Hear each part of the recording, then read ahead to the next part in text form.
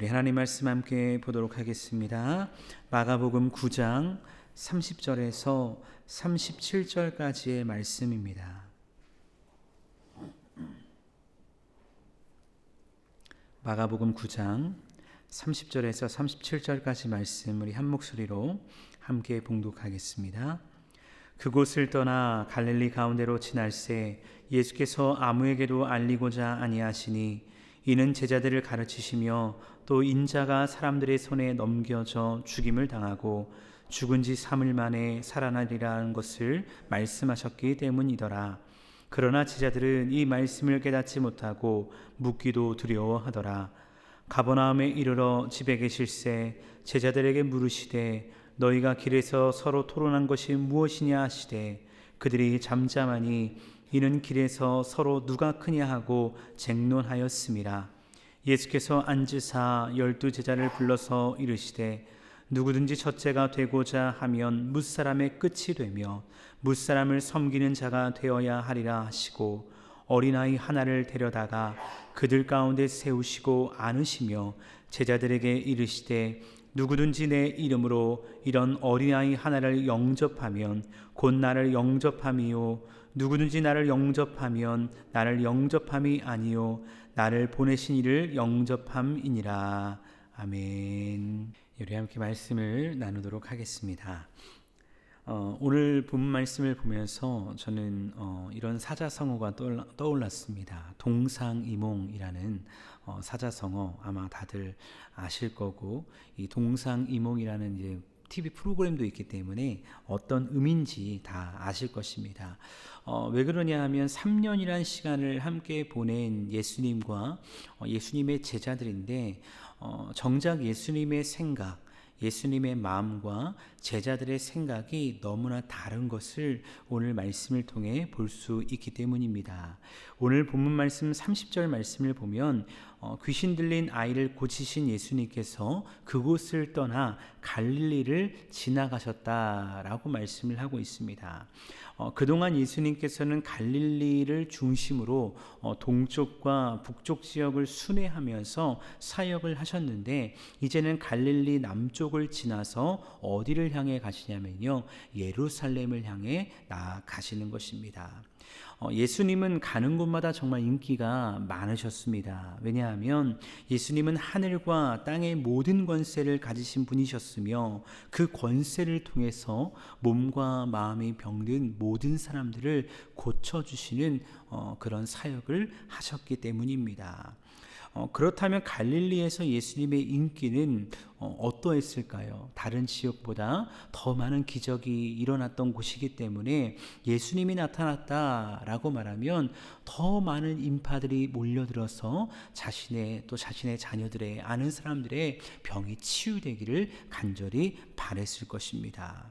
그리고 이 사실을 아셨기 때문에 예수님은 갈릴리를 지나가실 때 30절 말씀 보니까 아무에게도 알리고자 아니하시고 조용히 지나가셨다라고 말씀하고 있음을 보게 되죠.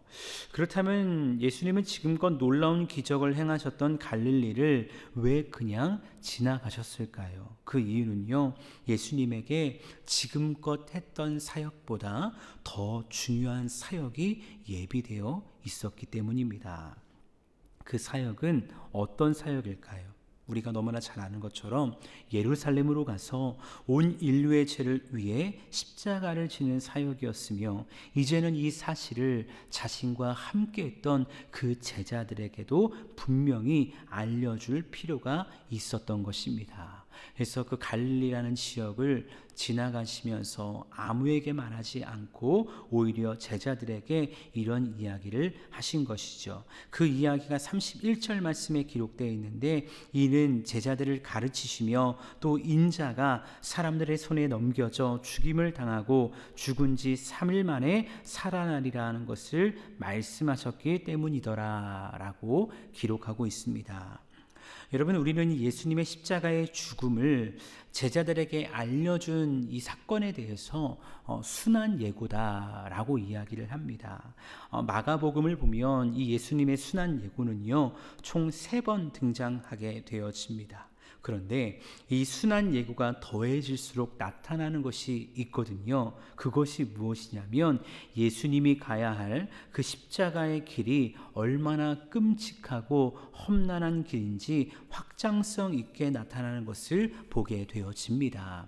마가복음 8장 31절을 보면 가이사라 빌립보에서 베드로의 믿음의 고백을 들으신 예수님께서 첫 번째 순환 예고를 하셨는데 이렇게 말씀하십니다. 인자가 많은 고난을 받고 장로들과 대제사장들과 서기관들에게 버림받아 죽임을 당하고 사흘 만에 살아나야 할 것을 비로소 그들에게 가르치시되 라고 말씀하십니다. 여러분, 이 말씀이 첫 번째 순환 예고입니다. 그리고 조금 전 읽었던 9장 말씀에 있는 말씀이 두 번째 순환 예고입니다. 근데 첫 번째와 두 번째에 다른 점이 있는데, 첫 번째 순환 예고에서는요, 예수님을 넘겨주는 사람들의 주체가 누구냐면 종교 지도자들입니다. 근데 두 번째 순환 예고에서 그 주체가 누구로 바뀌냐면요, 더 확장되어집니다. 사람들이라고 말씀하고 있다는 것이죠. 이를 통해 우리가 무엇을 알 수 있을까요? 예수님을 조롱하고 예수님을 죽이려고 하는 사람들이 점점 확대되고 있음을 볼 수 있다는 것입니다. 그리고 세 번째 순환 예고는 마가복음 10장 34절에 등장하게 되는데 이렇게 말씀합니다. 그들은 능욕하며 침뱉으며 채찍질하고 죽일 것이나 라고 말씀하고 있습니다. 세 번째 순환 예고를 보니까 또 무엇이 확장되는 것입니까? 그냥 죽는 것이 아닙니다. 창조주 되시는 하나님의 아들 예수 그리스도가 종교 지도자들을 비롯한 수많은 사람들에게 능욕과 침뱉음을 받으시며 죽으시는 것입니다. 그러니 이 길을 스스로 걸어가시는, 이 사명을 감당하기 위해 나아가시는 예수님의 마음이 어땠을까요? 아무리 하나님의 아들이시지만 인성을 가지신 예수님이었기 때문에 두려웠을 것입니다. 그래서 예수님이 십자가를 지시기 전 겟세마네에서 간절히 하나님께 구하며 나아가지 않습니까? 그리고 귀하게 여겼던 세 명의 제자에게 중보기도까지 부탁을 하셨다는 것이죠.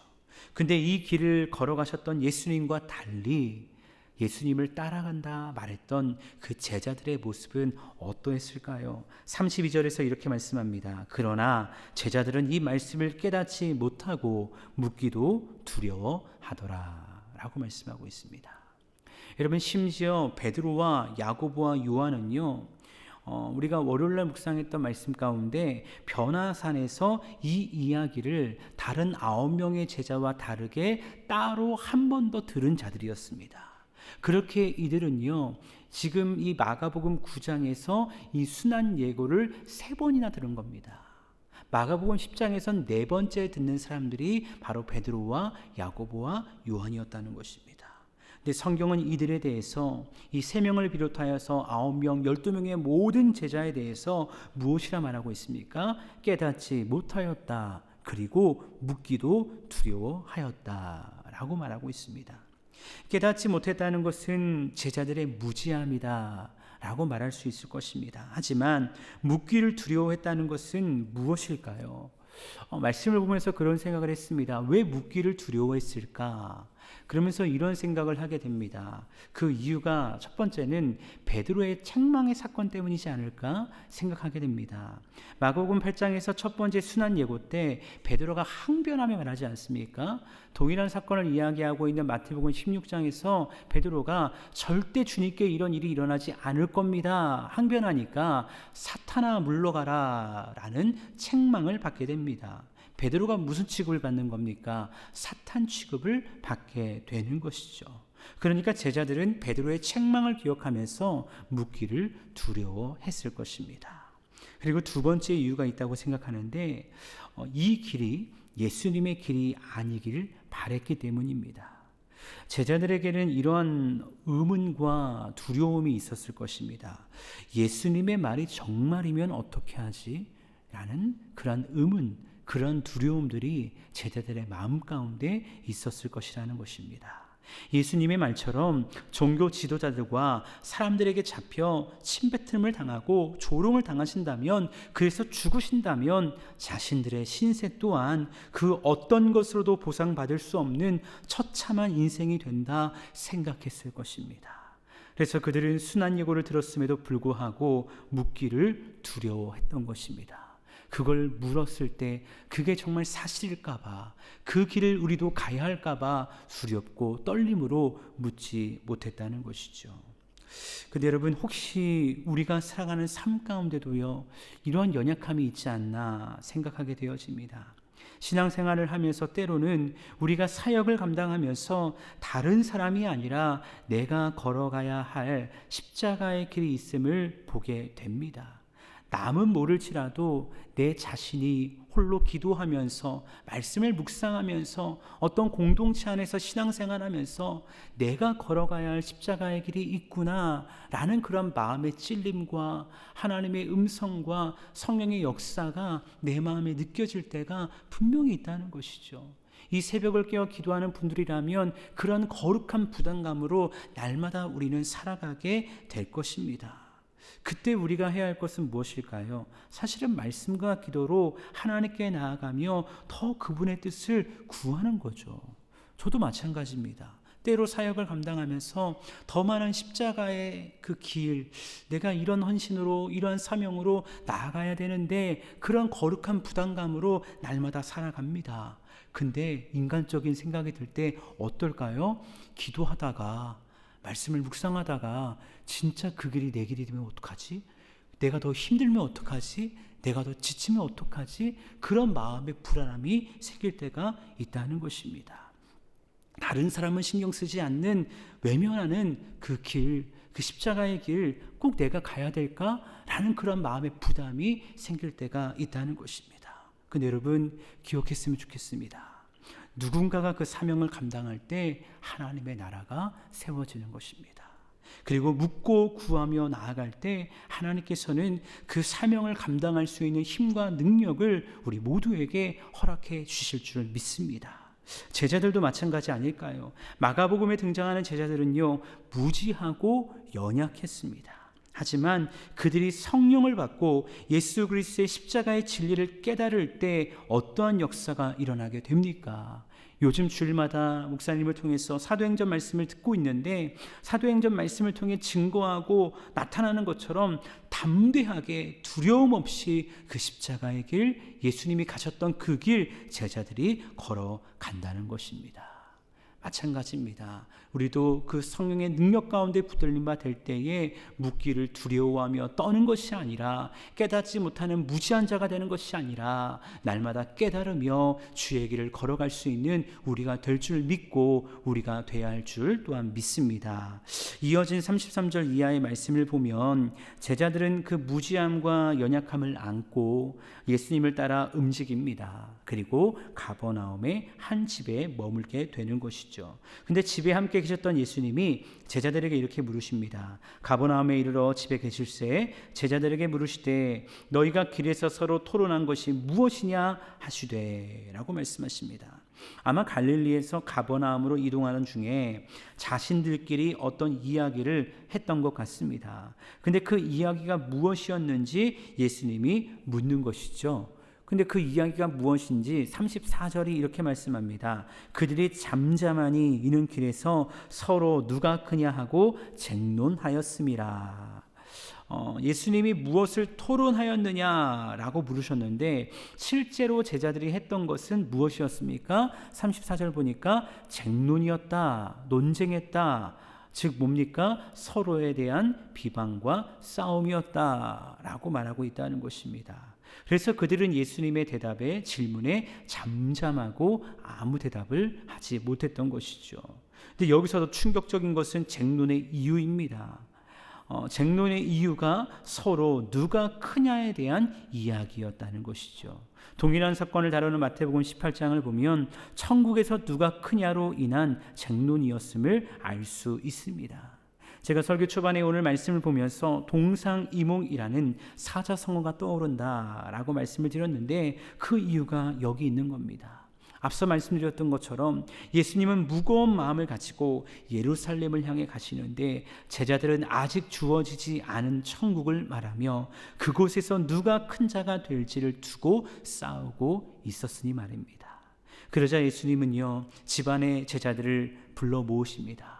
그리고 이렇게 말씀하십니다. 35절에서 이렇게 말씀하시죠. 우리 35절은 같이 한번 읽어보겠습니다. 함께 읽습니다. 예수께서 앉으사 12 제자를 불러서 이르시되 누구든지 첫째가 되고자 하면 뭇사람의 끝이 되며 뭇사람을 섬기는 자가 되어야 하리라 하시고. 아멘. 여러분, 예수님의 말씀이 무엇입니까? 제자들은요, 최고의 섬김을 받을 수 있는 첫째, 그 첫째가 누가 될 것인지에 대해서 쟁론했지만 예수님은 첫째가 누구냐? 첫째는 가장 끝에서 모두를 섬기는 자다라고 말씀하시는 것입니다.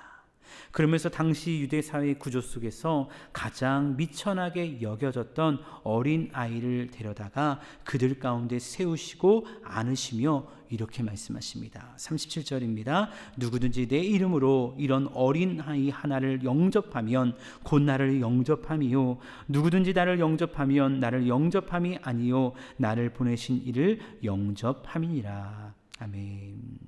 여러분, 누가 천국에 갈 수 있습니까? 다른 것이 아닙니다. 하나님과 그 아들 예수 그리스도를 믿고 영접하는 자입니다.